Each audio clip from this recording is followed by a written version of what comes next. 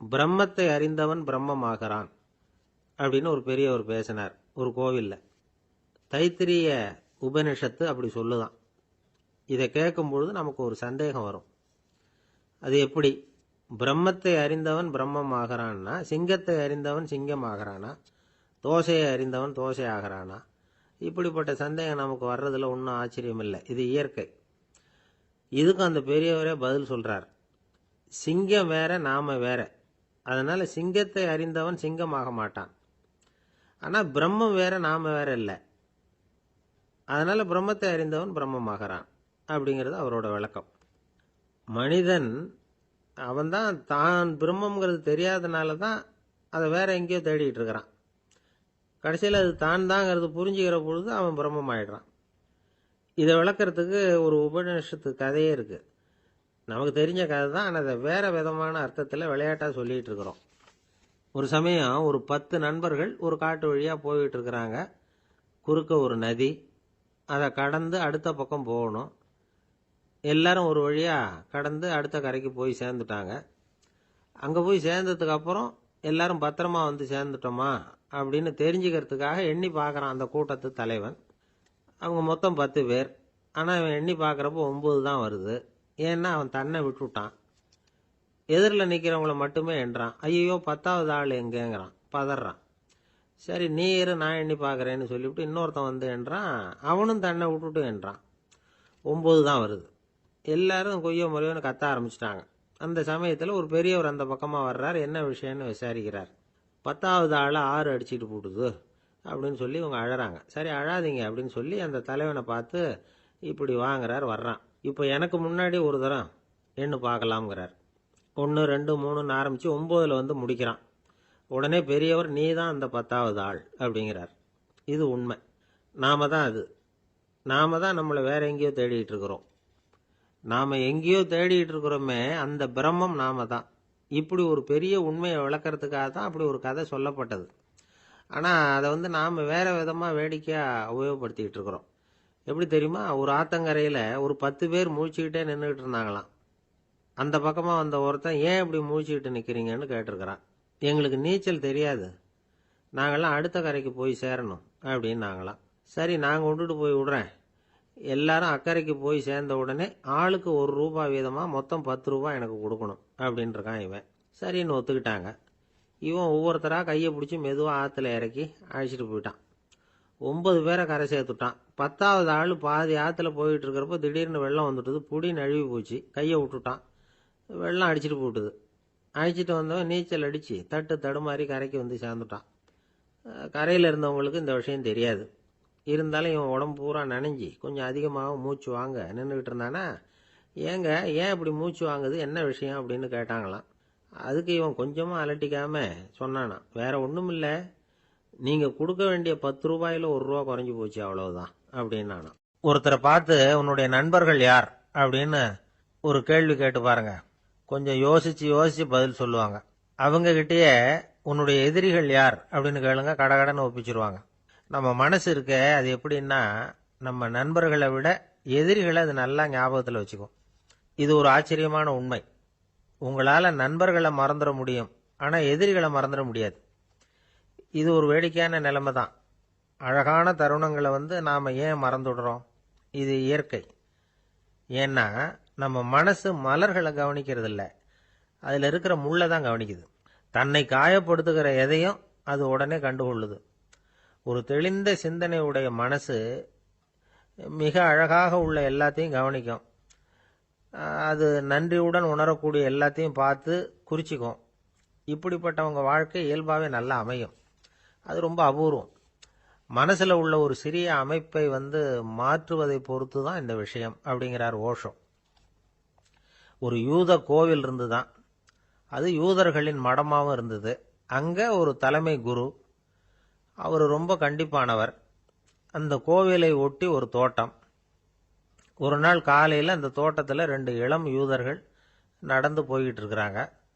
காலையில் 1 மணி நேரம், மாலையில் 1 மணி நேரம் அவங்க அந்த தோட்டத்தில் நடக்கிறதுக்கு அனுமதி உண்டு. மற்ற நேரங்களில் அவங்க மத புத்தகங்களை படிக்கணும், பிற விதிமுறைகளை கடைபிடிக்கணும். அந்த 2 பேருமே தொடர்ந்து புகைப்பிடிக்கிற பழக்கம் உள்ளவங்க.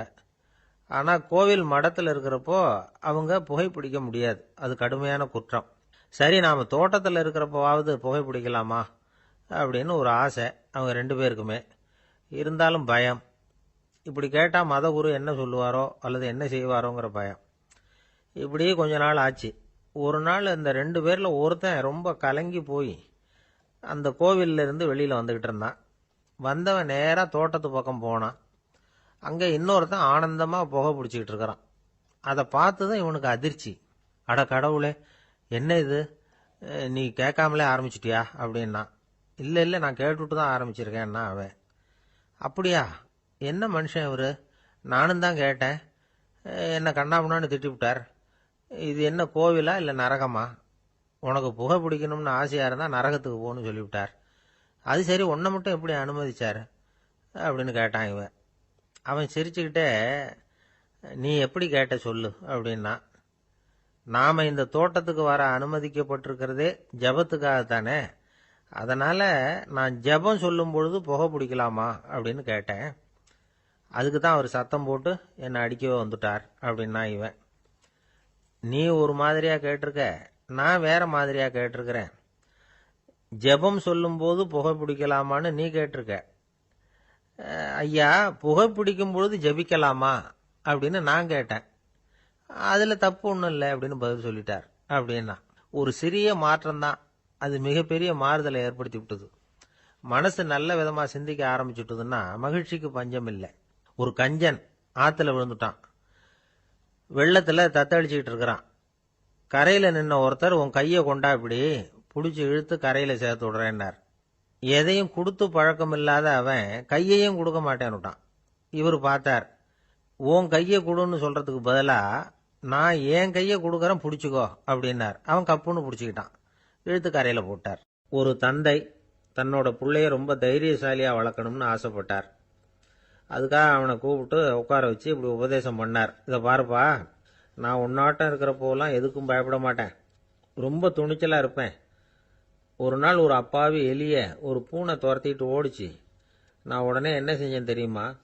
அந்த பூனையை பிடிச்சேன், அது வாலில் ஒரு பட்டாசு சரத்தை கட்டினேன், கொளுத்தி விட்டேன், படபடன்னு வெடிக்க ஆரம்பிச்சுட்டுது. அது துள்ளிக்கிட்டு அங்கேயும் இங்கேயும் ஓடி இருக்கு பாரு ஓட்டம், ரொம்ப தமாஷு அப்படின்னார் அப்பா. இப்படி சொல்லிவிட்டு பையனை பார்த்து, இதை கேட்கறதுக்கு உனக்கும் துணிச்சல் வருதா, நான் என்னுடைய செயலை நீ கேட்குறப்ப உனக்கு துணிச்சல் வருதா அப்படின்னு கேட்டார். வருதுன்னா பையன். எப்படின்னா அப்படிங்கிற விவரத்தையும் சொன்னான் அவன். அதாவது, எலியை விரட்டினத்துக்காக பூனை வாலில் பட்டாசு கொளுத்துனீங்க நீங்க, பூனையை விரட்டினத்துக்காக உங்க கழுத்துல பட்டாசு சரத்தை மாட்டினா என்னன்னு தோணுது எனக்கு அப்படின்னு நான் பையன். பையனோட துணிச்சல் அப்பாவே நடுங்க வச்சுட்டுது. அது சரி, ஒரு அப்பா பிள்ளைக்கு இப்படியா உபதேசம் பண்றது? எல்லாருக்கிட்டையும் அன்பா பழகிறது எப்படி அப்படின்னு சொல்லி கொடுக்கணும். பிஞ்சு உள்ளங்கள்ல நஞ்ச தூவலாமா? ஒரு நாள் விநாயகர் ஒரு பூனையோட விளையாடிக்கிட்டு இருந்தாராம். அப்படி ஆசையா விளையாடிக்கிட்டு இருந்தப்ப அவரோட கை நகம் தவறுதெல்லாம் பூனையோட முகத்துல பட்டுட்டுதான். அது ஒரு சின்ன கீறலை உண்டாகி விட்டுது. அப்பா அவர் அதை ஒரு பெருசா நினைக்கல. கொஞ்ச நேரத்துக்கு அப்புறம் விநாயகர் வீட்டுக்கு வந்தார். அவங்க அம்மா பார்வதி தேவியை பார்த்தார். பார்வதி தேவி கன்னத்துல விரலால கீறினது மாதிரி ஒரு அடையாளம் இருந்தது. விநாயகருக்கு அதிர்ச்சி, ஆச்சரியம். நம்ம அம்மா இந்த உலகத்துக்கே தாயார், அப்பேற்பட்ட அவங்க முகத்திலேயே கீறலை உண்டாக்கக்கூடியவங்க யாரா இருக்க முடியும் அப்படின்னு யோசனை பண்ணார். தாயே, உன்னுடைய கன்னத்தில் இந்த வடு எப்படிம்மா ஏற்பட்டதுன்னு கேட்டார். குழந்தாய், இது நீ செஞ்ச காரியம்தான்ப்பா, உன்னுடைய கை நகம் கீறினதுனால ஏற்பட்ட வடு தான் இது அப்படின்னாங்க அவங்க. விநாயகர் திடுக்கிட்டு போட்டார். எப்படிம்மா அது? நான் எந்த காலத்திலையும் ஒன்று அப்படி கீறினதாக எனக்கு நினைவு இல்லையே அப்படின்னார். இன்னைக்கு காலையில் ஒரு பூனையை கீறினதை நீ மறந்துட்டியா அப்படின்னாங்க அந்த அம்மா. விநாயகர் திகைச்சு போய் நின்னார். பார்வதி தேவி சொன்னாங்க, இதை பார்ப்பா, இந்த உலகத்தில் இருக்கக்கூடிய எல்லா உயிர்கள்லேயும் நான் இருக்கிறேன், நான் தான் இந்த உலகமாக ஆகியிருக்கிறேன். ஆகையினால நீ யாரை துன்புறுத்தினாலும் அது உண்மையிலேயே என்ன துன்புறுத்தினதாக தான் வந்து முடியும் அப்படின்னாங்க. விநாயகர் மனசுக்குள்ள ஒரு வெளிச்சம் ஏற்பட்டு தான். அதுக்கப்புறம் அவர் யாரையுமே கல்யாணம் பண்ணிக்காததுக்கு அதுதான் காரணமா. இந்த உலகத்தில் எல்லாரையும், இங்கே இருக்கிற எல்லாத்தையும் தாயின் வடிவமாக அவர் பார்க்க ஆரம்பிச்சிட்டாராம். குருதேவர் ராமகிருஷ்ணர் இந்த கதையை எடுத்து சொல்லியிருக்கிறார். நபிகள் நாயகம் ஒரு தடவை ஒரு நாற்காலியில் உட்காந்து என்னமோ யோசனை பண்ணிட்டு இருந்திருக்கிறார். அப்போ அவரோட உடையில ஒரு கீழ்ப்பகுதி தரையில் படிஞ்சு கிடந்திருக்குது. அங்கே விளையாடிக்கிட்டு இருந்த ஒரு பூனை அது மேலே வந்து படுத்து தூங்கி போச்சு. தொழுகை செய்ய வேண்டிய நேரம் வந்துட்டது. நபிகள் நாயகம் எழுந்திருக்க பார்த்தார். அப்போதான் பூனை தன்னோட உடை மேலே படுத்து தூங்கிட்டு இருக்கிறது கண்ணில் படுது. பூனையோட தூக்கத்தை கலைக்க விரும்பல அவர். தன்னுடைய சகோதரியை கூப்பிட்டார். ஒரு கத்திரிக்கோல் எடுத்துட்டு வர சொன்னார். பூனை படுத்திருந்த உடைப்பகுதி மட்டும் இருக்குல்ல, அதை மட்டும் அதோட கத்திரிச்சு விட்டுட்டு அதுக்கப்புறம் அவர் எழுந்திரிச்சு தொழுகைக்கு போனாராம். அதாவது பிற உயிர்கள் கிட்ட எப்படி அன்பு காட்டணுங்கிறத பெரியவங்க எவ்வளவோ விதத்தில் நமக்கு எடுத்து காட்டியிருக்கிறாங்க. இருந்தாலும் எத்தனை பேர் மனசில் அதெல்லாம் உரைச்சிருக்குது. நாமளும் நம்ம ட்ரெஸ்ஸு மேலே ஒரு பூனை படுத்திருந்தா ஒரு கத்திரிக்கோலை தான் தேடுவோம், எடுத்துக்கிட்டு வர சொல்லுவோம். துணியை வெட்டுறதுக்கு பதிலாக இல்லை அதோட வாழை வெட்டினா என்ன அப்படின்னு தோணும். ஒரு ஆள் ரொம்ப பிரியமாக ஒரு பூனையை ஆற்றுல குளிப்பாட்டிக்கிட்டு இருந்தானா. எப்படி? அந்த பூனையை ஆற்று தண்ணியில் அமுக்கி அமுக்கி குளிப்பாட்டிக்கிட்டு இருக்கிறான். அந்த வழியாக போன பெரியவர் ஒருத்தர் இதை பார்த்தார். இதை பார்ப்பா, பூனையை அது மாதிரி ஆற்று தண்ணியில் அமுக்கி குளிப்பாட்டாத, மூச்சு திணறி செத்து போடும் அப்படின்னு அட்வைஸ் பண்ணார். நீ போய் அவன் வேலையை பார்த்துக்கிட்டு, எனக்கு எல்லாம் தெரியும்னா இவன். சரின்னு அவர் போயிட்டார். கொஞ்ச நேரம் கழித்து அவரே அந்த வழியாக திரும்பி வந்துக்கிட்டு இருந்தார். ஆற்றுல பூனையை குளிப்பாட்டிக்கிட்டு இருந்தவன் அழுதுகிட்டு உட்காந்துருக்கிறான். பக்கத்தில் அந்த பூனை செத்து கிடக்குது. இதை பார்த்தார் பெரியவர். நான் தான் அப்போவே சொன்னேனே அந்த பூனையை ஆற்றுல நினைக்காதேன்னு, அதை கேட்டிருந்தா இப்படி ஆயிருக்குமா அப்படின்னார். அந்த ஆள் கோபமாக இவரை முறைச்சி பார்த்தான். அட போய்யா, இந்த பூனை ஆற்றுல குளித்ததுனால ஒன்றும் செத்து போகல, குளித்ததுக்கு அப்புறம் அதோட உடம்பு ஈரமாக இருக்குதுன்னு அதை புழிஞ்சேன், அதனால தான் இப்படி ஆயிட்டுது அப்படின்னானா. உலகத்தில் எது எதுக்கும் ஆராய்ச்சி கூடங்கள் இருக்குதுல்ல, அது மாதிரி தூக்கத்தை பற்றி ஆராய்ச்சி பண்ணுறதுக்கு ஒரு ஆராய்ச்சி கூடம் இருக்குது. அப்படி ஆராய்ச்சி பண்ணணும்னா அதுக்கு மூழ்கிக்கிட்டு இருக்கணும்ல. அதனால தான் அந்த ஆராய்ச்சி கூடம் இங்கே இல்லை. அமெரிக்காவில் பாஸ்டன் பல்கலைக்கழக மருத்துவமனையில் அது இருக்குது. அங்கே தூக்கத்தை பற்றி பலவிதமான ஆராய்ச்சிகள் பண்ணிகிட்டு இருக்கிறாங்க. அந்த ஆராய்ச்சி கூடத்தில் இயக்குனராக இருக்கிற ஒரு நிபுணர் அவர் என்ன சொல்கிறார் தெரியுமா? உங்களுக்கு தூக்கம் வரலையா, நீங்கள் நல்லா தூங்குறதுக்கு தாராளமாக சில யோசனைகளை என்னால் சொல்ல முடியும் அப்படிங்கிறார். யோசனை தானே, காசா பணமாக கேட்டு வச்சுக்கலாமே. உணவு, மனநிலை, தூங்கும் இடத்தோட சூழ்நிலை, படுக்கைக்கு செல்றப்போ உள்ள பழக்க வழக்கங்கள், இது காரணமாக ஒருத்தருக்கு தூக்கம் வராமல் போகலாம். தூக்கம் வராததுக்கு இதுதான் காரணம்னா அதையெல்லாம் சுலபமாக கட்டுப்படுத்தலாங்கிறார் அவர். தூக்கத்தை வரவழைக்கக்கூடிய ஒரு நல்ல மருந்து உடற்பயிற்சி. ஆனால் ஒன்று, படுக்க போகிற நேரத்தில் இது மாதிரி உடற்பயிற்சிகள் எல்லாம் செய்யக்கூடாது. கொஞ்சம் முன்னாடி பகல்லையே இந்த பயிற்சிகளை செய்கிறது நல்லது. தூக்கம் வராமல் அவதிப்படுறவங்க பிற்பகல் நேரங்களில் காஃபி, டீ இது மாதிரி பானங்களை சாப்பிடக்கூடாது. மது அருந்துறது கூட தூக்கத்தை பாதிக்கும். வெது வெதுப்பான நீரில் குளிக்கிறது, தியானத்தில் ஈடுபடுறது, ஓய்வாக இருக்கிறது, படுக்கிறது, அதாவது படுக்கிறதுக்கு முன்னாடி ஒரு குவளை பால் சாப்பிட்றது, இதெல்லாம் தூக்கத்தை வரவழைக்கிறது ரொம்ப உதவியாக இருக்கும். இன்னொரு விஷயம் என்னென்னா, தூங்கி ஆகணுமேங்கிற கவலை வேண்டியதில்லை. அப்படி நினச்சி கவலைப்படுறதை விட்டுடணும். தூக்கம் வரலையா, உடனே படுக்கையை விட்டு எழுந்திருக்க வேண்டியது.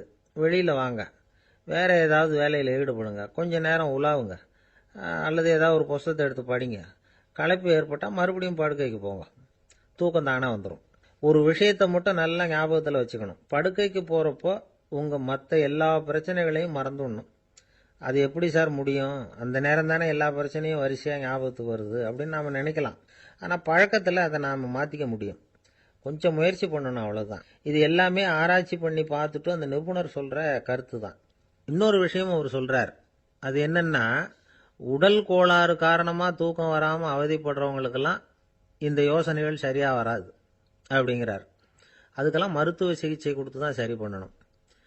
சில பேருக்கு நடு ராத்திரியில் மூச்சு திணறல் ஏற்பட்டு தூக்கம் வராமல் போயிடும். ஊரெல்லாம் தூங்குறப்போ தான் மட்டும் தூங்காமல் மூழ்கிட்டு இருக்கிறது, ஊரெல்லாம் மூழ்கிட்டு இருக்கிறப்போ தான் மட்டும் தூங்குறது, இது மாதிரி கோளாறுகளால் சில பேர் பாதிக்கப்படலாம். காலு தசை முறுக்கிக்கிறதுனால சில பேருக்கு அடிக்கடி விழிப்பு வரலாம். மன அழற்சி காரணமாக சில பேருக்கு தூக்கம் வராது.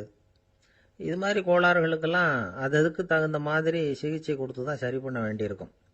எந்த கோளாறும் இல்லாமல் தூக்கம் வரலைன்னா ஆரம்பத்தில் சொன்ன முறைகளை கடைபிடிச்சு பார்க்கலாம். தூக்கம் வந்ததுன்னா யோசனை சொன்ன அந்த நிபுணருக்கு நன்றி சொல்லலாம். ஒருத்தர், ஏன் சார் பஸ்ஸில் தூங்குறது கெட்ட பழக்கமானு கேட்டார். இல்லையே, நான் கூட பஸ்ஸில் போகிறப்ப தூங்கிட்டு தானே போவேன் அப்படின்னார் இன்னொருத்தர். அப்புறம் ஏன் என்ன டிரைவர் வேலை வேணாம்னு வீட்டுக்கு அனுப்பி வச்சுட்டாங்க அப்படின்னாராம் அவர். ஏங்க எங்கே போயிட்டு வரீங்க அப்படின்னு கேட்டேன் எனக்கு வேண்டப்பட்ட ஒருத்தரை பார்த்து. ஆஸ்பத்திரிக்குன்னார். எந்த ஆஸ்பத்திரிக்குன்னே? மாட்டு ஆஸ்பத்திரிக்குன்னார். என்ன விஷயம்னே? மாமனாருக்கு உடம்பு சரியில்லை, அதுதான் மாட்டு ஆஸ்பத்திரிக்கு போயிட்டு வரேன்னார். அட பாவி, அதுக்கு அந்த ஆஸ்பத்திரிக்கா போவாங்க அப்படின்னு ஆச்சரியமா. அட அது இல்லைப்பா, முதல்ல எங்கள் குடும்ப டாக்டர் தான் தேடிக்கிட்டு போனேன். அவர் அந்த நேரத்தில் அவர் வளர்க்குற நாய்க்குட்டிக்கு உடம்பு சரியில்லைன்னு சொல்லி அதை தூக்கிக்கிட்டு மாட்டு ஆஸ்பத்திரிக்கு போயிட்டாராம் சொன்னாங்க. அதனால் அங்கே போய் அவரை சந்தித்து விஷயத்தை சொல்லிவிட்டு வர்றேன்னார். அப்புறம் தான் எனக்கு கொஞ்சம் நிம்மதியாக இருந்தது. பொதுவாக நமக்கு தெரிஞ்ச வரையில் டாக்டர்கள் 2 வகை. நமக்கு வைத்தியம் பண்ணுற டாக்டர்கள் ஒரு வகை, நம்மக்கிட்ட இருக்கிற ஆடு மாடு கோழிக்கு வைத்தியம் பண்ணுற டாக்டர்கள் ஒரு வகை. இப்போ தான் எனக்கு தெரியும் இன்னொரு வகையான டாக்டர்களும் உண்டுங்கிறது. அது யாருன்னா பூச்சிகளுக்கு வைத்தியம் பண்ணுற டாக்டர்கள், அதாவது பூச்சி டாக்டர்கள். வெளிநாடுகளில் அப்படிலாம் கூட சில பேர் இருக்கிறாங்க. பிரிட்டனில் யார்க்ஷயர் வட்டாரத்தில் ராதர்ஹாம் அப்படின்னு ஒரு ஊர். அங்கே ஒரு விலங்கியல் மருத்துவர், பேர் டாக்டர் லான்ஸ் ஜெப்சன். அவர் ஆஸ்பத்திரி வாசலில் பார்த்தீங்கன்னா தினமும் நிறைய பேர் நின்றுக்கிட்டு இருப்பாங்க. கையில் கண்ணாடி குடுவை, தகர டப்பா இப்படி ஏதாவது இருக்கும். அதுக்குள்ளே ஏதாவது பூச்சிகள் இருக்கும். அதுக்கு வைத்தியம் பண்ணுறதுக்காக வந்தவங்க தான் அவங்கெல்லாம். சிலந்தி பூச்சி, பல்லி, தேளு, பாம்பு இப்படி ஏதாவது இருக்கும். பொழுதுபோக்காக சில பேர் நாய், பூனை, கிளி, மைனா, புறா இப்படி ஏதாவது வளர்க்குறாங்கல்ல, அது மாதிரி இப்போல்லாம் தேளு, பல்லி, பாம்பு, பூச்சி இதையெல்லாம் வளர்க்க ஆரம்பிச்சிட்டாங்களாம். இது ஒரு புது ஃபேஷன். இப்போ கூண்டுக்குள்ளே டப்பாக்குள்ளே போட்டு வளர்க்குறது, அதுக்கு ஏதாவது நோய் வந்துட்டுதுன்னா வைத்தியம் பண்ணுறதுக்கு டாக்டர்கிட்ட வந்துட வேண்டியது, இப்படி இந்த பழக்கம்லாம் நிறையா வந்துட்டுது. ரத்தம் உறிஞ்சிற அட்டைகள் கூட இவங்ககிட்ட வைத்தியத்துக்கு வருதான். சிலந்திகளில் செங்கால் சிலந்தின்னு ஒரு வகை. மத்திய அமெரிக்க காடுகளில் இது அதிகம். சிலந்திகள்லேயே ரொம்ப விலை உசந்தது இந்த ரகம்தான். கால்களில் சிவப்பு கோடுகள் இருக்கும். இந்த இனம் இப்போ குறைஞ்சிக்கிட்டே வர்றதுனால சர்வதேச விதிகளின்படி இவற்றின் ஏற்றுமதி இறக்குமதிக்கு தடை விதிக்கப்பட்டிருக்குது. அதனால் இதை வளர்க்குறவங்க வீட்டுக்குள்ளேயே இனவிருத்தி மூலமாக பெருக்கி விற்பனை பண்ணிட்டு வராங்களாம். அந்த வகை சிலந்திகள் தான் இப்போ வைத்தியத்துக்கு அதிகமாக வருதான். சரி, இதுக்கெல்லாம் எப்படி வைத்தியம் பண்ணுறாங்க? முதல்ல அதை குளிர்பதன பெட்டியின் வழுவழுப்பான சுவரில் விட்ட உடனே அதெல்லாம் மெதுவாக இறங்கி வரும். அப்போ அதன் நோயை கண்டுபிடிக்கிறது சுலபம். அப்புறம் அதுக்கு கிருமிகளை கொல்லக்கூடிய மருந்துகளையோ வலி நிவாரண மருந்துகளையோ கொடுப்பாங்க. கால் உடைஞ்ச சிலந்திகளுக்கு பசையை கொண்டு ஆப்ரேஷன் பண்ணுவாங்க. சில சிலந்திகளுக்கு உடைஞ்ச காலை எடுத்துட்டா புதிய கால் வளர்ந்துடும். சிலந்திகளை மனிதர்கள் கையில் எடுக்கிறப்போ அது பயந்து போய் கீழே குதிக்குது, அதனால் கால் உடஞ்சி விடுது, இல்லைன்னா வயிறு சேதமடையுது. அந்த நிலைமையில் வர்ற சிலந்திகளுக்கு மயக்க மருந்து கொடுத்து ஆப்ரேஷன்லாம் கூட பண்ணுறாங்களாம். பார்த்தீங்களா பூச்சிகளுக்கு வந்த வாழ்வே. நம்ம ஊர்லேயும் வீடுகளில் பூச்சிகள் வளர்க்குறது உண்டு. ஒருத்தர் வந்தார், எனக்கு 3000 கரப்பாம்பூச்சி அவசரமாக தேவைப்படுது, எங்கே கிடைக்கும்னு கேட்டார். கரப்பாம்பூச்சியா? அது என்னத்துக்குன்னு கேட்டோம். அது வேற ஒன்றும் இல்லை, நான் குடியிருக்கிற வாடகை வீட்டை காலி பண்ண போகிறேன். வீட்டு சொந்தக்காரர் என்ன சொல்கிறாருன்னா, இந்த வீட்டுக்கு நான் குடி வந்தப்போ எப்படி இருந்ததோ அதே நிலைமையில் விட்டுட்டு போகணும்னு வீட்டுக்காரர் சொல்லியிருக்கிறார், அதனால தான் கேட்டேன் அப்படின்னார். ஒருத்தர் அவசரமாக போய்கிட்டு இருந்தார். எங்கே போய்கிட்டு இருக்கீங்க அப்படின்னு கேட்டார் ஒரு பெரியவர். கடைக்கு போகிறேன் சார், சாமான் வாங்கிறதுக்கு அப்படின்னார். அங்கே போகிறதுக்கு முன்னாடி தெரிஞ்சிக்க வேண்டியதெல்லாம் தெரிஞ்சுக்கிட்டீங்களா அப்படின்னு கேட்டார் பெரியவர். கடைக்கு போய் காசை கொடுத்து ஒரு பொருளை வாங்கிட்டு வரப்போகிறோம், இதில் தெரிஞ்சிக்க வேண்டியது என்ன இருக்குது அப்படின்னார் அலட்சியமாக. இப்போ அந்த பெரியவர் பேச ஆரம்பித்தார். இந்த உலகத்தில் எந்த ஒரு செயலில் இறங்குறப்பவும் நாம் நல்லா ஆலோசனை பண்ண வேண்டிய விஷயம் 5 அப்படின்னார். உதாரணமாக, ஒருத்தன் கடைக்கு போய் ஏதோ ஒரு பொருளை வாங்கிட்டு வர போகிறான்னு வச்சுக்கங்களேன். அப்போ கூட அவன் 5 விஷயங்களை பற்றி தெரிஞ்சுக்க வேண்டியிருக்குது அப்படிங்கிறார் அவர். முதல்ல அந்த பொருள் எப்படிப்பட்டது அப்படிங்கிறத தெரிஞ்சுக்கணும். ரெண்டாவதாக தன்னை பற்றியும் தெரிஞ்சுக்கணும். அப்போ தான் அந்த பொருள் தனக்கு தேவையா இல்லையா அப்படிங்கிறத புரிஞ்சுக்க முடியும். மூணாவதாக தெரிஞ்சுக்க வேண்டியது ஒன்று இருக்குது. அது என்னன்னா, அந்த பொருளை அடையறதுக்கு வழி என்ன அப்படிங்கிறத தெரிஞ்சுக்கணும். அதாவது எவ்வளவு பணம் கொடுத்தா அது கிடைக்கும், இது மாதிரியான விஷயங்கள். நாலாவதா, அந்த பொருளை அடையிறது மூலமாக நாம் அடையக்கூடிய பயன் என்ன அப்படிங்கிறதையும் உணரணும். அஞ்சாவது, அந்த பொருளை அடையிறதுல இருக்கக்கூடிய தடை எது அப்படிங்கிறதையும் நாம் தெரிஞ்சுக்கணும். பெரியவர் பேசுறது ஏதோ தத்துவம் மாதிரி தெரியுது இல்லையா? தத்துவம்தான். அதாவது இப்படி உலகியல் வாழ்க்கையில் சின்ன சின்ன விஷயங்கள்லேயே நாம் 5 விஷயங்களை தெரிஞ்சுக்க வேண்டியிருக்குது. அது ரொம்ப அவசியமாக இருக்குது. பேரின்ப நிலைன்னு சொல்கிறாங்கல்ல, அது மாதிரி பெரிய சமாச்சாரங்கள்லேயும் இந்த 5 விஷயங்களை நாம் தெரிஞ்சுக்க வேண்டியிருக்குது. அதுக்கு பேர் என்னன்னா அர்த்த பஞ்சகம். வைணவ சமயத்தில் அர்த்த பஞ்சகம்ங்கிறது ரொம்ப பெரிய விஷயம். கடைக்கு போகிறது மாதிரி கடவுளை பார்க்க போகிறப்பவும் நாம் 5 விஷயங்களை தெரிஞ்சுக்கணுமா. முதல்ல பரம்பொருள் அப்படிங்கிறது என்ன, அதோட தன்மைகள் என்ன, இதை தெரிஞ்சுக்கணும். இதுக்கு பேர் என்னன்னா பரமாத்ம ஸ்வரூபம் அப்படின்னு பேர். ரெண்டாவது நாம யாரு, நம்மோட தன்மை என்ன அப்படிங்கிறத தெரிஞ்சுக்கணும். நான் யாருன்னு எனக்கே தெரியலங்கிறப்போ இதை நான் சொல்றேன்னு இது என்னுடையதுன்னு சொல்றது தப்பு தானே. அப்புறம் மூணாவது விஷயம் பரம்பொருளை நாம் அடையறதுக்கு வழி எது, இது தெரிஞ்சுக்கணும். இது உபாய ஸ்வரூபம் அப்படின்னு பேர். நாலாவது விஷயம் நாம் அடைய வேண்டிய பயன்கள் என்ன அப்படிங்கிறது தெரிஞ்சுக்கிறது. இதுக்கு புருஷார்த்தம் அப்படின்னு பேர். அஞ்சாவது அந்த பயனை அடைய விடாமல் தடுக்கிற தடைகள் யாவை அப்படிங்கறத தெரிஞ்சுக்கிறது. இது விரோதி ஸ்வரூபம். இதைத்தான் தடையியல் அப்படின்னு சொல்றாங்க. அதாவது பரமாத்மாவை பற்றிய அறிவு, ஜீவாத்மாவை பற்றிய அறிவு, உபாயம் பற்றிய அறிவு, புருஷார்த்தம் பற்றிய அறிவு, இந்த 4 அறிவுக்கும் எதிரடையா, அதாவது அதையெல்லாம் தப்பா புரிஞ்சுக்கிறதால உண்டாகக்கூடிய அறிவு விரோதி ஸ்வரூபம். என்ன இது தகவலில் ஏதாவது கதை சொல்லுவீங்கன்னு பார்த்தா ஏதோ தத்துவம் பேசிக்கிட்டு இருக்கிறீங்களே அப்படின்னு நினைக்கலாம். இதுவும் தெரிஞ்சுக்க வேண்டிய ஒரு பெரிய விஷயந்தான். காதில் போட்டு வச்சா எப்போவாவது உபயோகப்படும். என்னுடைய நண்பர் ஒருத்தர் ஒரு நாள் என்கிட்ட சொன்னார், சார் அடுத்த மாதம் தஞ்சாவூரில் ஒரு கல்யாணம், போகிறதா வேண்டாமா அப்படின்னு ஒரே குழப்பமாக இருக்கு அப்படின்னார். நான் உடனே இந்த அர்த்த பஞ்சக உபதேசம் பண்ண ஆரம்பித்தேன். அவர் எல்லாத்தையும் பொறுமையாக கேட்டுவிட்டு, சரி சார் நான் போகிறதுன்னு முடிவு பண்ணிவிட்டேன்னார். எப்படி இந்த முடிவுக்கு வந்தீங்க அப்படின்னு கேட்டேன். அவர் சொன்னார், சார் அந்த 2வது பாயிண்ட் ஒன்று சொன்னீங்களே, அதை புரிஞ்சுக்கிட்டதுக்கு அப்புறம்தான் இந்த முடிவுக்கு வந்தேன் அப்படின்னார். என்ன 2வது பாயிண்ட்டுன்னு? அதாவது தன்னை பற்றி புரிஞ்சுக்கணும் அப்படின்னு சொன்னீங்க. உடனே என்னை பற்றி புரிஞ்சுக்கிட்டேன், நான் யாருங்கிறது எனக்கு தெரிஞ்சுது, உடனே போகிறது தான் நல்லதுன்னு முடிவு பண்ணிவிட்டேன்னார். நீங்கள் யாருன்னு கேட்டேன். நான் தான் சார் அந்த கல்யாணத்தில் தாலி கட்ட வேண்டிய மாப்பிள்ளை அப்படின்னார். ஒரு ஆள் ராமகிருஷ்ணரை தேடி வந்தான். அவன் கையில் 1000 பொற்காசுகள் வச்சுருந்தான். அதை அவர்கிட்ட கொடுத்து இதை ஏற்றுக்கணும் அப்படின்னு ரொம்ப பணிவாக கேட்டுக்கிட்டான். அவர் பார்த்தார், இது எனக்கு தேவையில்லை, ஆனாலும் உன்னுடைய மனசை புண்படுத்துறதுக்கு நான் விரும்பலை, அதனால் நீ கொடுக்கறத வாங்கிக்கிறேன்னார். வாங்கிக்கிட்டார். அப்புறம் கேட்டார், இதை பாரு இனிமே இதெல்லாம் என்னுடையது தானே அப்படின்னார். ஆமாம், அதையெல்லாம் நான் உங்களுக்கே கொடுத்துட்டேன். அவன் சரி, இப்போ நீ எனக்காக ஒரு காரியம் பண்ணணும்னார். என்ன செய்யணும்னு சொல்லுங்கன்னா, இந்த நாணயங்களையெல்லாம் எடுத்துக்கிட்டு போய் கங்கை நதியில் எரிஞ்சிட்டு வா அப்படின்னார். இவனுக்கு அதிர்ச்சியாக போச்சு. என்ன பண்ணுறது, இனிமேல் அது முடியாதுன்னு சொல்ல முடியாது. ஏன்னா அந்த நாணயங்களையெல்லாம் அவருக்கே கொடுத்துட்டான். இனிமேல் அதெல்லாம் இவனுடையது இல்லை. பேசாமல் அவ்வளவையும் அள்ளிக்கிட்டு ஆத்தங்கரைக்கு போனான். போனவன் ரொம்ப நேரம் திரும்பியே வரல. ராமகிருஷ்ணருக்கு சந்தேகம், என்ன ஆச்சு அந்த மனுஷனுக்கு, காசுகளோடு அந்த கங்கையில் குதிச்சுட்டானா, போகும்பொழுதே ஒரு மாதிரியாக தான் போனான், போய் என்னன்னு பார்த்துட்டு வாங்க அப்படின்னார். அங்கே இருந்த ஒருத்தர் ஓடி போய் பார்த்தார். அவர் போய் பார்க்கும்பொழுது அவன் அங்கே இருந்தான். அதுக்கப்புறம் அவர் திரும்பி வந்தார். விவரத்தை சொன்னார். அதாவது அவன் கங்கை கரையில் உட்காந்துக்கிட்டு ஒவ்வொரு நாணயமாக 1 2ன்னு எண்ணி எண்ணி வீசிக்கிட்டு இருக்கிறான்.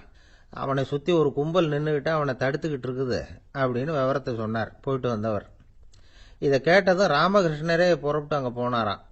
என்ன இப்படி பண்ணிகிட்டு இருக்கிற, நான் உன்னை அந்த நாணயங்களை கங்கையில் வீசி எறிய சொன்னேன், நீ ஏன் அதை எண்ணிக்கிட்டு இருக்கிற அப்படின்னார்.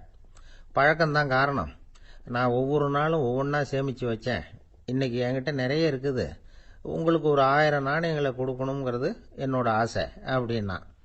இப்போ ராமகிருஷ்ணர் சொன்னார், ஒரே நேரத்தில் எல்லாத்தையும் சம்பாதிச்சிருந்தா நீ எண்ணுறது பொருத்தமாக இருக்கும். எல்லாத்தையும் இழக்கும்போது ஒவ்வொன்றா எண்ணிக்கிட்டு இழக்கிறதுங்கிறது சரியான செயல் இல்லை. அதனால் ஒரே தடவையாக எல்லாத்தையும் தூக்கி எறிஞ்சிடும் அப்படின்னார். இது இழப்பது அப்படிங்கிற ஒரு உயர்ந்த நிலை.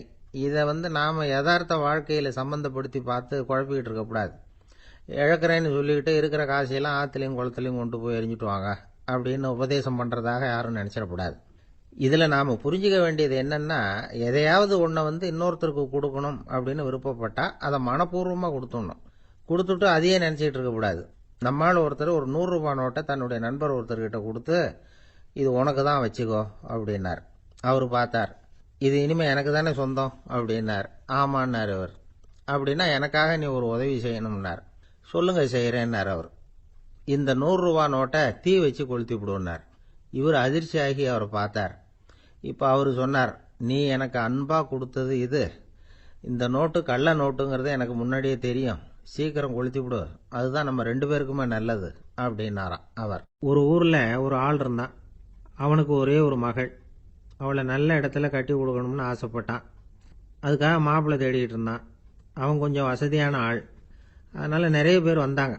இருந்தாலும் ஒரு நல்ல குணமுள்ள மாப்பிள்ளையாக இருக்கணும் அவன் எதிர்பார்த்தான். அப்படி இருக்கணும்னு தொடர்ந்து முயற்சி பண்ணான். கடைசியாக ஒரு 3 பேர் கிடைச்சாங்க. அந்த 3 பேரில் யாரை தேர்ந்தெடுக்கிறது, இதுதான் அவனுக்கு வந்த குழப்பம். இந்த நிலைமையில் ஒரு பெரியவரை தேடி போனான். அவர்கிட்ட தன்னுடைய பிரச்சனையை சொன்னான். அவர் கொஞ்சம் யோசனை பண்ணார். அதுக்கப்புறம் 3 பேரையும் கூப்பிட்டார். இதை பாருங்கப்பா, உங்கள் 3 பேருக்கும் 3 மாத கால அவகாசம் தர்றேன்.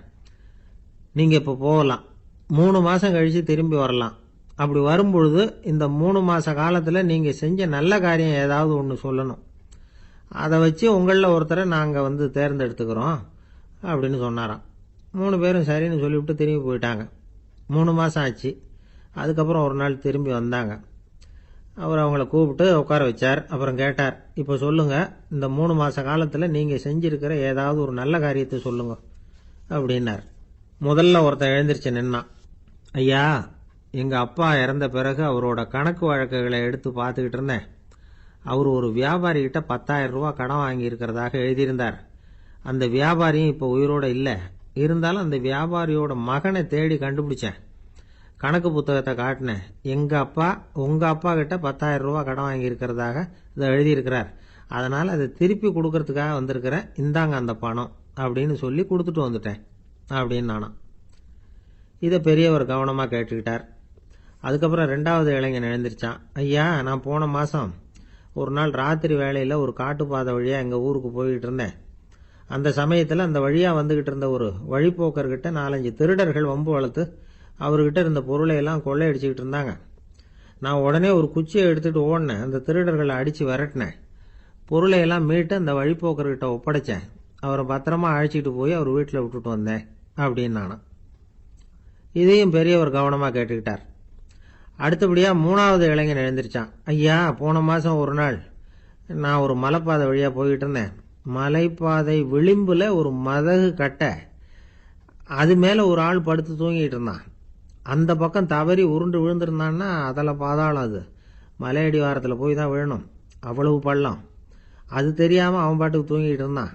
நான் உடனே அவன்கிட்ட ஓடி போய் குனிஞ்சு அவன் முகத்தை பார்த்தேன்.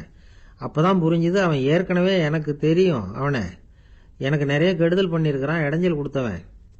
இருந்தாலும் ஐயோ பாவம்னு நினச்சி அவனை எழுப்பி பாதுகாப்பாக வேற ஒரு இடத்துல படுக்க வச்சுட்டு வந்தேன் அப்படின்னு நானா. பெரியவர் இதையும் கேட்டுக்கிட்டார். அதுக்கப்புறம் அவங்க 3 பேரையும் பார்த்து, நீங்கள் போகலாம், நாங்கள் யோசித்து முடிவு பண்ணி உங்களுக்கு சொல்லி அனுப்புகிறோம் அப்படின்னாராம். அந்த இளைஞர்கள் புறப்பட்டு போயிட்டாங்க. அதுக்கப்புறம் அந்த பெண்ணோட அப்பாவை பார்த்து சொன்னார், இந்த 3 பேருமே நல்ல பிள்ளைங்க தான், அதில் ஒன்றும் சந்தேகம் இல்லை. இருந்தாலும் இந்த 3 பேர் செஞ்ச செயல்களையும் ஒப்பிட்டு பார்க்க வேண்டியிருக்கு. முதல் இளைஞன் நேர்மைக்கு எடுத்துக்காட்டாக விளங்குறான். இந்த காலத்தில் இது மாதிரி இளைஞர்களை பார்க்கறது ரொம்ப கஷ்டம்தான்.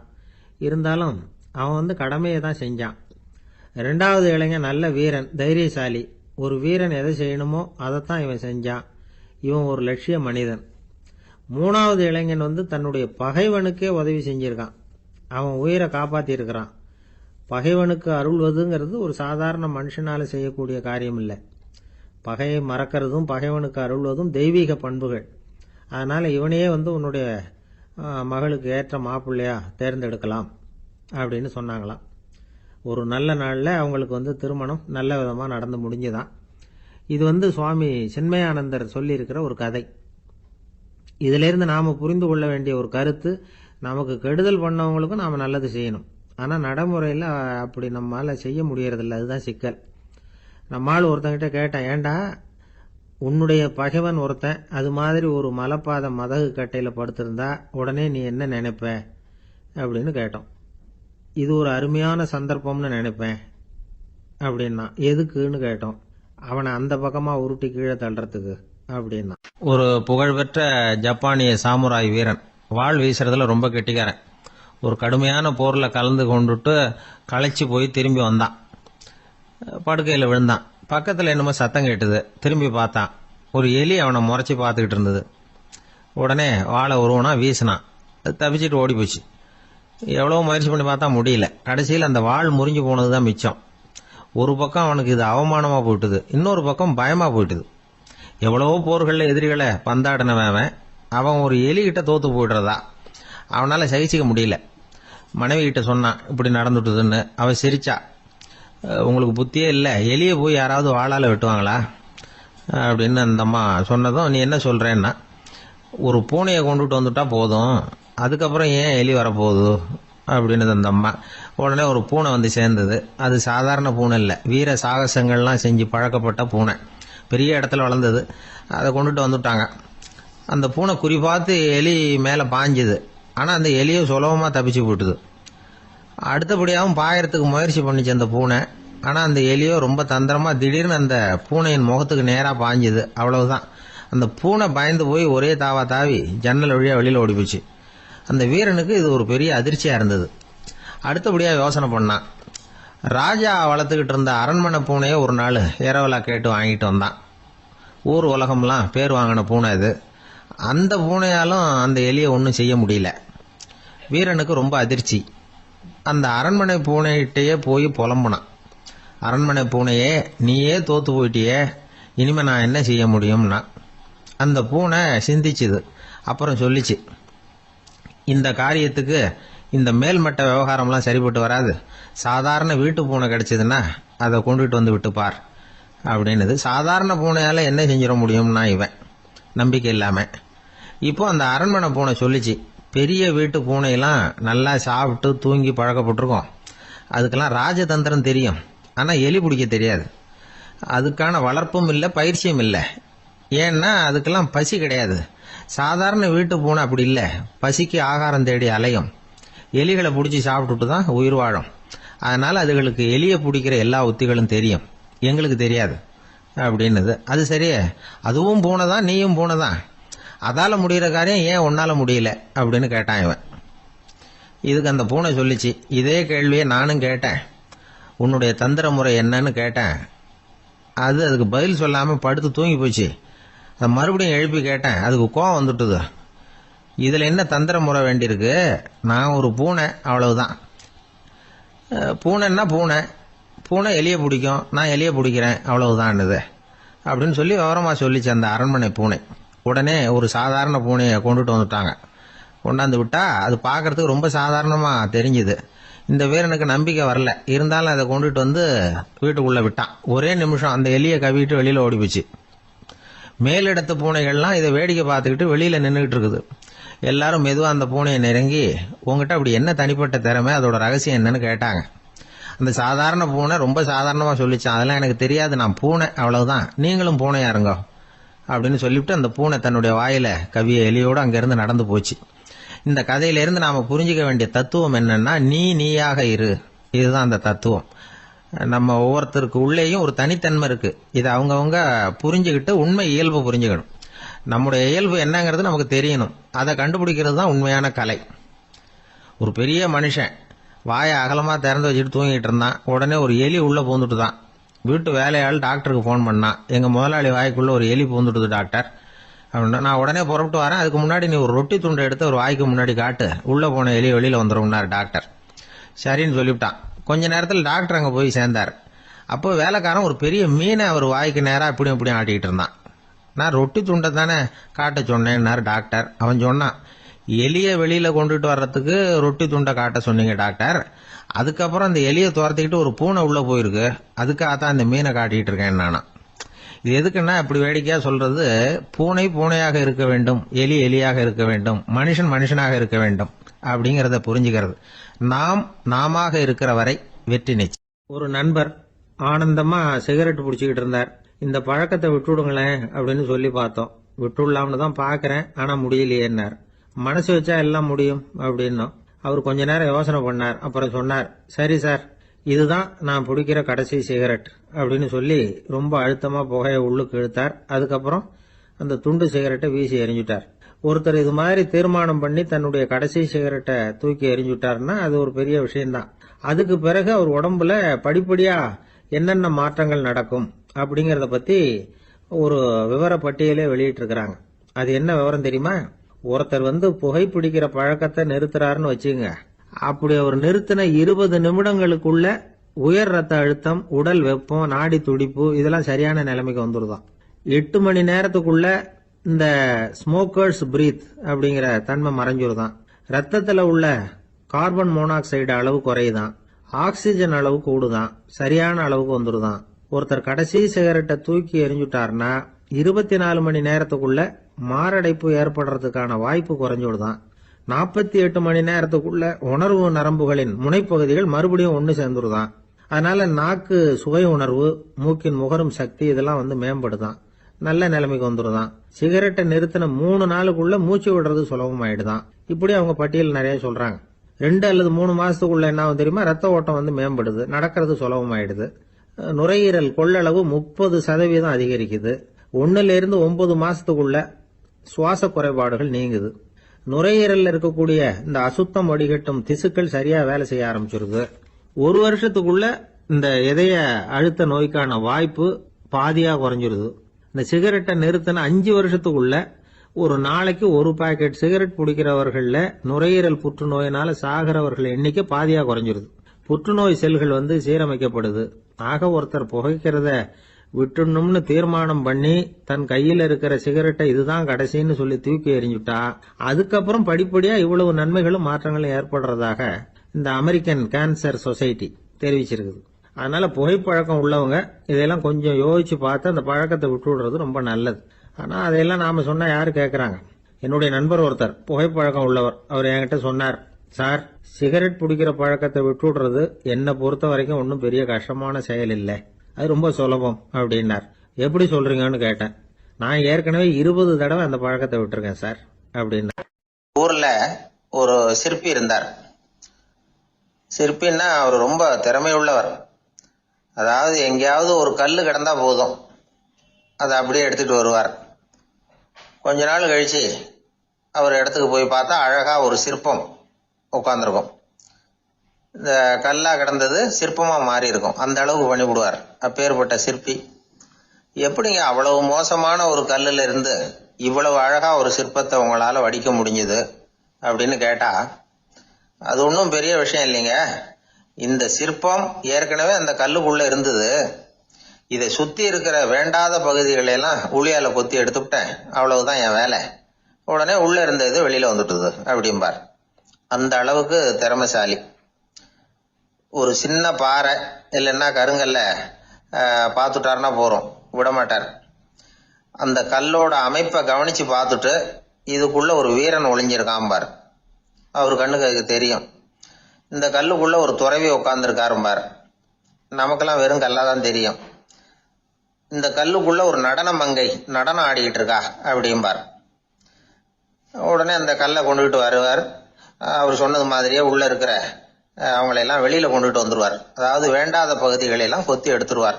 அவரு மொழியில சொல்ல போனா, இந்த சிற்பிக்கு ரொம்ப நாளா மனசுக்குள்ள ஒரு ஆசை.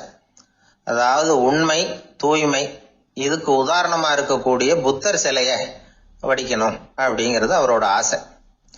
ஆனா அந்த ஆசை நிறைவேறாமலே இருந்துகிட்டு வந்தது. அதுக்கு என்ன காரணம்னா, அதுக்கு தகுந்த மாதிரி ஒரு கல்லு கிடைக்கல. கல்லு கிடைச்சா அதை செஞ்சிருவாரு. ரொம்ப காலமா அங்கங்க தேடி அலைஞ்சார். இந்த புத்தர் சிலை வடிக்கிறதுக்கு பொருத்தமா ஒரு கல்லு கிடைக்குமா அப்படின்னு சொல்லி கண்ணுல படுற கல்லையெல்லாம் உத்து உத்து பார்ப்பார். உள்ள புத்தர் இருக்காரான்னு கவனிப்பார். இருக்கிற மாதிரி எதுவும் தெரியல அவர் கண்ணுக்கு. சரி, இதுக்கு என்ன செய்யலாம்னு யோசனை பண்ணார். நேரா ஒரு புத்த மடாலயத்துக்கு போனார். அங்க இருக்கிற ஒரு புத்த துறவியை சந்திச்சார். அவர்கிட்ட விசாரிச்சார், சுவாமி, புத்தரின் தூய்மை ஒளிஞ்சிருக்கிற அந்த கல் எங்க கிடைக்கும் அப்படின்னார். அந்த கல் இருக்கிற இடம் எதுன்னு இன்னமும் உங்களுக்கு தெரியலையா அப்படின்னு கேட்டார் துறவி. இல்லைங்க, அதுக்காகத்தான் அலைஞ்சிக்கிட்டு இருக்கிறேன் அப்படின்னாரு இவரு. சரி, கவலைப்படாதீங்க, ஏன் கூட வாங்க காட்டுறேன் அப்படின்னு அழைச்சிட்டு போனார். எங்க போனார்னா அந்த மடாலயத்தின் பின்பக்கம் போனாங்க. 2 பேரும் போனாங்க. அங்க போய் பார்த்தா அங்க ஒரு கிணறு இருந்தது. என்ன அது, நாம கேட்டது கல்லு, இவர் அழைச்சிட்டு வந்து காட்டுறது கிணறு அப்படின்னு இவருக்கு சந்தேகம். ஒரு மாதிரியா பார்த்தார். அவரு சொன்னார், துறவி எட்டி பாருங்க உள்ள அப்படின்னாரு. கிணறுக்குள்ள என்ன இருக்கும்னு இவருக்கு தெரியாதா, இருந்தாலும் அவர் சொல்றாரு அப்படின்னு சொல்லி எட்டி பார்த்தார். பார்த்தா அதுல தண்ணி இருந்தது. அந்த தண்ணியில தன்னோட உருவம் தெரிஞ்சுது. இப்ப அந்த புத்த ஞானி சொன்னார், துறவியாரே, புத்தரை நாம தான் ஒளிச்சு வச்சிருக்கிறோம், நமக்குள்ளதான் அவர் மறைஞ்சிருக்கிறார். அவரை அடையாளம் தெரியாதபடி மூடி இருக்கிறது எது தெரியுமா? நம்ம கிட்ட இருக்கிற கோபம், போலித்தனம், பதட்டம், ஆசை, இதெல்லாம் தான். அறிவு அப்படிங்கிற ஒளியால அதையெல்லாம் செதுக்கி எடுத்துட்டோம்னா அந்த அழகான புத்தர் வெளியில வந்துருவார் அப்படின்னு சொன்னார் துறவி. அதனால நமக்குள்ள இருக்கிற நம்மளை நமக்கே அடையாளம் தெரியல அப்படிங்கிறது தான் உண்மை. இந்த உண்மையான மனிதன் உள்ளே இருக்கிறான். இவர் கல்லை பார்த்துட்டு உள்ள யார் இருக்காங்கிறது அவருக்கு தெரிஞ்சது சிற்பிக்கு. ஆனா உண்மையான புத்தர் எங்க இருக்காருங்கிறத அவரால் அடையாளம் கண்டுபிடிக்க முடியல. அப்படிதான் பல பேர் இன்னைக்கு இருந்துகிட்டு இருக்கிறோம். ஒரு அப்பா தன்னுடைய பிள்ளைக்கு புத்தி சொன்னார், அதோ பாருப்பா, மனசுதான் கல்லு, அறிவு தான் ஒளி. உன்னுடைய மனசுங்கிற கல்ல அறிவுங்கிற ஒளியால செதுக்கி அழகான மனிதனா நீ வெளியில வரணும்னார். அதுக்காக தான்ப்பா தேடிட்டு இருக்கேன்னா அவன். மனசுங்கிற கல்ல தேடிக்கிட்டு இருக்கிறியா அப்படின்னு கேட்டார். இல்லப்பா, அறிவுங்கிற ஒளி எங்க இருக்குன்னு தெரியல எனக்கு, அதை தான் தேடிக்கிட்டு இருக்கிறேன் அப்படின்னு நானா. அதனால அறிவை தேடிக்கிட்டு இருக்கிறவன் என்னைக்கு உண்மையை கண்டுபிடிக்க போறான்? அதையே கண்டுபிடிக்க முடியலங்கும் பொழுது. அதனால நாம் யார் அப்படிங்கறது நமக்கு அடையாளம் தெரியணும். அந்த அடையாளம் தெரிஞ்சுட்டா வாழ்க்கையில வெற்றி நிச்சயம். எனக்கு வாழ்க்கையே வெறுத்து போச்சு சார் அப்படின்னு சொல்லிட்டு ஒருத்தர் வந்தார். வந்து கொஞ்ச நேரம் பேசினதுக்கு அப்புறம் அவர் அப்படி சொல்லியிருந்தா அதுல ஒரு அர்த்தம் இருந்திருக்கும். வர்றதுக்கு முன்னாடியே வாழ்க்கை வெறுத்து போச்சுன்னு சொல்லிட்டு வர்றார். என்ன சார் விஷயம்னு விசாரிச்சோம். எங்க வீட்டுல தினம் 3 வேளையும் ஒரே மாதிரி சாப்பாடு சார், வித்தியாசமே கிடையாது. இப்படியே 3 மாசமா சாப்பிட்டுக்கிட்டு இருக்கிறேன். அதை விட பட்டினி கிடந்து செத்துடலாம்னு தோணுது அப்படின்னார். ஒரு பெரியவர் சொன்ன தத்துவத்தை சொல்றதுக்கு ஆள் கிடைக்காம தவிச்சுக்கிட்டு இருந்தோம். இப்போ ஒருத்தர் கிடைச்சிட்டார், விட்டுலாமா? உடனே அவரை உட்கார வச்சு சொல்ல ஆரம்பிச்சிட்டோம். அதாவது நாம அனுபவிக்கிற உணர்வுகள்ல களிப்பு, மகிழ்வு, ஆனந்தம், இது 3க்கும் ஒண்ணுக்கு ஒண்ணு வித்தியாசம் உண்டு. மேம்போக்கா பாக்கிறதுக்கு இது 3 ஒண்ணு மாதிரி தோணும். ஆனா அது அப்படி இல்லை. களிப்புங்கிறது உடம்பை பொறுத்தது, மகிழ்வுங்கிறது மனசை பொறுத்தது, ஆனந்தம்ங்கிறது ஆன்மாவை பொறுத்தது. இப்படி இந்த 3 வகையான இந்த சுவைப்புகளின் தன்மையும் வேற வேற. இப்ப முதல்ல களிப்புங்கிறத எடுத்துக்குவோம். நம்ம புலன்களுக்கு களிப்பை தரக்கூடிய பொருள்களுக்கு சில விசேஷ குணம் உண்டு. அது எப்படின்னா, சீக்கிரமே சலிப்பை உண்டு பண்ணும். ஒருத்தர் அந்த பொருளை எடுத்துக்கிட்டா அது இன்னொருத்தருக்கு குறைஞ்சிரும். உணவு, உடை, இதெல்லாம் களிப்பை தரக்கூடிய பொருள்கள். இப்போ உதாரணத்துக்கு, ஒரு சாப்பாட்டு மேசையில ஒரு பாத்திரத்துல 10 இட்லி இருக்கு. அதுல ஒரு 2 இட்லியை நம்ம தட்டுல எடுத்து வச்சு சாப்பிட்றோம். நாம சாப்பிட்ட அந்த இட்லி நிச்சயமா எதிரில் உட்கார்ந்துருக்கிறவருக்கு இல்லை, அவருக்கு உபயோகப்படாது. நாம சாப்பிட்ட அதே இட்லியை அவரும் சாப்பிட முடியாது, அவர் வேறதான் எடுத்து வச்சுக்கணும். அது மாதிரி நாம ஒரு சட்டையை எடுத்து போட்டுக்கிறோம், அதே சட்டையை அதே நேரத்தில் இன்னொருத்தர் போட்டுக்க முடியாது. புலன்களுக்கு களிப்பை தரக்கூடிய இது மாதிரி பொருள்கள்லாம் முதல் தடவை நமக்கு கொடுக்கிற களிப்பை 2வது தடவையும் கொடுக்காது. 3வது தடவை இன்னும் குறையும், கடைசியில வெறுப்பாக மாறிடும். ஒவ்வொன்னா இட்லியை தொடர்ந்து சாப்பிட்றோம்னு வச்சுக்கோங்க, முதல் இட்லி தரக்கூடிய சுவையை 30வது இட்லி தராது. முதல் தடவை புது சட்டையை போட்டுக்கிறப்ப நமக்கு இருக்கிற களிப்பு அதே சட்டையை 100வது தடவையா போட்டுக்கிறோம்னு வைங்க, அப்ப இருக்குமா? இருக்காது. இதுதான் களிப்பு. அதாவது சீக்கிரமே சலிப்பை தரக்கூடியது. ஒருத்தர் எடுத்துக்கிட்டா இன்னொருத்தருக்கு குறைஞ்சு போகக்கூடியது. ஆனா மகிழ்ச்சிங்கிறது அப்படி இல்லை. ஒருத்தர் அனுபவிக்கிறதுனால இன்னொருத்தருக்கு குறைஞ்சு போகாது. இப்போ காலையில் சூரியன் உதயம் ஆகிறத பார்த்து சந்தோஷப்படுறோம், அதையே இன்னொருத்தரும் பார்த்து சந்தோஷப்படலாம். ஒரு நல்ல சங்கீதத்தை கேட்குறோம், ஒரு அழகான ஓவியத்தை ரசிக்கிறோம், நீங்கள் ரசிக்கிற அதே நேரத்தில் இன்னொருத்தரும் அதை ரசிக்கலாம். அதனால் அது குறைஞ்சி போகிறதில்ல. இது மகிழ்வு. ஆனால் ஒன்று, ஒரே பாடலை திரும்ப திரும்ப கேட்டுக்கிட்டு இருந்தால் கடைசியில் அலுப்பு தட்டும். அதாவது மகிழ்வுங்கிறது எப்படின்னா, மற்றவங்களோட பகிர்ந்து கொள்றதுனால குறையாது. ஆனால் ஒரே பொருள் மீண்டும் மீண்டும் அனுபவிப்ப தர்றப்போ முதல்ல மகிழ்வு அதிகரித்து அதுக்கப்புறம் அது மங்கி மறைஞ்சு போயிடும். இதுதான் அந்த மகிழ்வுங்கிறதுக்கு இலக்கணம். சரி, இப்போ மூணாவதா சுகம் தரக்கூடிய ஆனந்தம்ங்கிறது எப்படின்னா, இது நமக்கு உள்ளே இருந்து சுரக்கிறது. மனசு சலனங்கள்ல இருந்து விடுபடுறப்போ இந்த ஆனந்தம் நமக்கு கிடைக்கும். இது நிலையான சுகம், ஆத்ம சுகம். களிப்பிலிருந்து மகிழ்வுக்கும் மகிழ்விலிருந்து ஆனந்தத்துக்கும் செல்றது தான் மனிதன் நடத்த வேண்டிய முக்கியமான பயணம். இவ்வளவு விஷயத்தையும் கேட்டுட்டு இந்த காலத்து பையன் ஒருத்தன் வந்தான். சார், இப்போ நீங்க ஒரு சாப்பாட்டு மேசையில ஒரு 10 இட்லி வைக்கிறீங்க, என்ன உட்கார வைங்க, எதிரில் இன்னொருத்தனை உட்கார வைங்க, நான் களிப்பு மகிழ்வுலாம் தாண்டி நேரடியா ஆனந்தத்துக்கு பயணம் பண்ணி காட்டுறேன் அப்படின்னா. ஒன்றும் புரியல அவன் சொன்னது. அது எப்படி, என்ன பண்ணுவ நீ அப்படின்னு சொல்லி கேட்டோம் ஆச்சரியமா. 2 இட்லி சாப்பிட்டா தானே சார் களிப்பு, நான் 10 இட்லியும் மொத்தமாக சாப்பிட்ருவேன், அடுத்தவனுக்கு எதுவும் கிடைக்காது, அவனுக்கு கிடைக்காதபடி நாமே சாப்பிட்டுறோம்ல, அதுதானே நமக்கு ஆனந்தம் அப்படின்னு அதுக்கு ஒரு விளக்கம் சொல்றேன். ரொம்பவும் அடிபட்டு அல்லல் போட்டுக்கிட்டு இருக்கிற ஒருத்தர் வந்தார். மனசு ரொம்பவும் நொந்து போய் பேசினார். இந்த உலகத்துல மனுஷனா பிறந்ததை விட மாடா பிறந்திருக்கலாம் சார் அப்படின்னார். திடீர்னு என்கிட்ட இப்படி சொன்னா அதுக்கு நான் என்னங்க பண்ண முடியும் அப்படின்னேன். உங்ககிட்ட வரணும்னு தோணுச்சு, அதனால வந்தேன் அப்படின்னார். சரிங்க, இப்படி ஒரு யோசனை வந்ததுக்கு என்ன காரணம் அப்படின்னு சொல்லி அவர்கிட்ட கேட்டேன். அதுக்கு அவர் சொன்னார், என் பையனுக்கு வேலை தேடுறேன் கிடைக்கல, பொண்ணுக்கு மாப்பிள்ளை தேடுறேன் கிடைக்கல, வீடு கட்டுறதுக்கு கடன் கேட்குறேன் கிடைக்கல, மாடா பிறந்திருந்தா இது மாதிரி கவலையெல்லாம் கிடையாதுல்ல, பேசாம வைக்கோலை தின்னுக்கிட்ட அசை போட்டுக்கிட்டே கடந்து விடலாமே அப்படின்னாரு அலட்சியமா. அதுக்கப்புறம் தான் அவர் சொன்ன கருத்தை நானும் கொஞ்சம் அசை போட ஆரம்பிச்சேன் மனசுக்குள்ள. இப்போ இயற்கையை பொறுத்த வரைக்கும் அது நாம எல்லாரும் மகிழ்ச்சியா வாழணும் அப்படின்னு தான் விரும்புது. விலங்குகள், பறவைகள், தாவரங்கள், அப்புறம் மற்ற உயிரினங்கள் எல்லாமும் நல்லபடியா இருக்கணும் அப்படிங்கிறது தான் இயற்கையோட விருப்பம். அதுல ஒன்றும் சந்தேகம் இல்லை. இயற்கையோட அமைப்பை கொஞ்சம் கவனிச்சு பார்த்தா அதை நாம நல்லா புரிஞ்சுக்கலாம். இருந்தாலும் இந்த ஆள் சொன்னதை கேட்ட பிறகுதான் ஒரு முக்கியமான வேறுபாடு புரிஞ்சுது. அதாவது, இந்த உலகத்துல உள்ள முக்கியமான பிரச்சனைகள் 6. அந்த 6 பிரச்சனைகளும் ஆடு மாடுகளுக்கு கிடையாது, மரம் செடி கொடிகளுக்கு கிடையாது.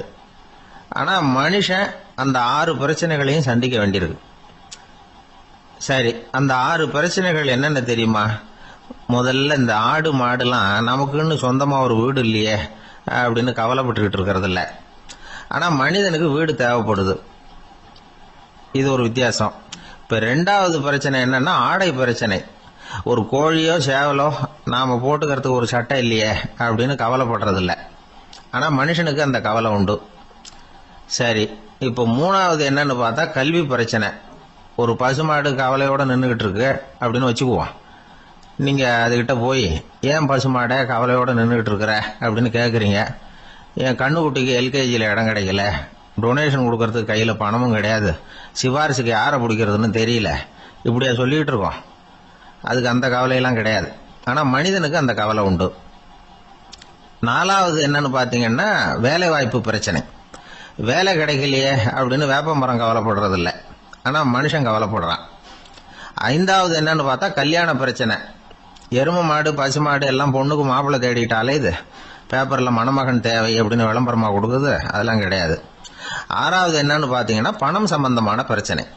ஆடு மாடுலாம் பணத்தை சேமிக்கணும்னோ ஏதாவது நிதி நிறுவனத்தில் முதலீடு பண்ணணும்னோ நினச்சிக்கிட்டு இருக்கிறதில்ல.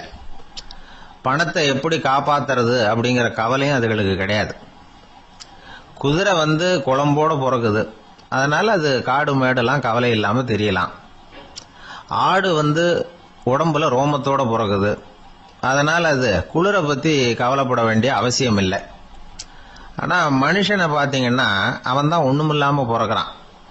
ஏன் இந்த பாகுபாடு அப்படின்னு கேட்டா இத பத்தி கொஞ்சம் சிந்திச்சு பார்க்கணும். அதாவது இந்த சந்தேகத்தை ஒரு பெரியவர்கிட்டையும் கேட்டேன். அவரு சொன்னார் இதுக்கு பதில். அவர் இதே கேள்வியை இயற்கை கிட்ட கேட்டாராம். இயற்கை பதில் சொல்லிச்சான். வேற யாருக்கும் கொடுக்காத ஒரு வலுவான கருவிய, ஒரு பவர்ஃபுல் வெப்பன் மனுஷனுக்கு கொடுத்துருக்கிறேன்னு, அந்த கருவியை உபயோகப்படுத்தி அந்த 6 பிரச்சனையை மட்டும் இல்ல 6 கோடி பிரச்சனைகள் இருந்தாலும் அதையெல்லாம் சமாளிக்கலாம். அது கருவி என்ன தெரியுமா? அதுதான் 6வது அறிவு. அதை உபயோகப்படுத்தினா காலுக்கு செருப்பு தயார் பண்ணிக்கலாம், குளிருக்கு போர்வை தயார் பண்ணிக்கலாம், என்ன வேணும்னாலும் செய்யலாம் அப்படின்னு இயற்கை பதில் சொல்லிச்சான். அதனால நாம செய்ய வேண்டியது என்னன்னா, இயற்கையை முதல்ல சரியா புரிஞ்சுக்கணும். இயற்கையின் படைப்பையே நாம சரியா புரிஞ்சுக்கிறது இல்லையா, அதுதான் வேதனை. இந்த கதையை கேளுங்க. இப்ப நகரத்திலிருந்து ஒரு ஆளு கிராமத்துக்கு வந்தான்.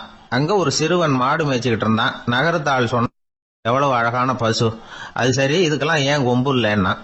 இதுக்கு அந்த பையன் பதில் சொன்னான், பசுமாட்டுக்கு கொம்பு இல்லாததுக்கு பல காரணங்கள் உண்டு.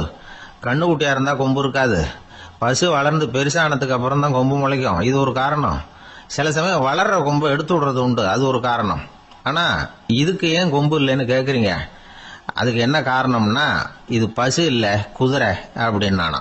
கிபி 1078 வருஷம் மார்ச் மாதம் 19ஆம் தேதி திங்கட்கிழமை அதிகாலை நேரம் ஒரு குழந்தை பிறந்தது.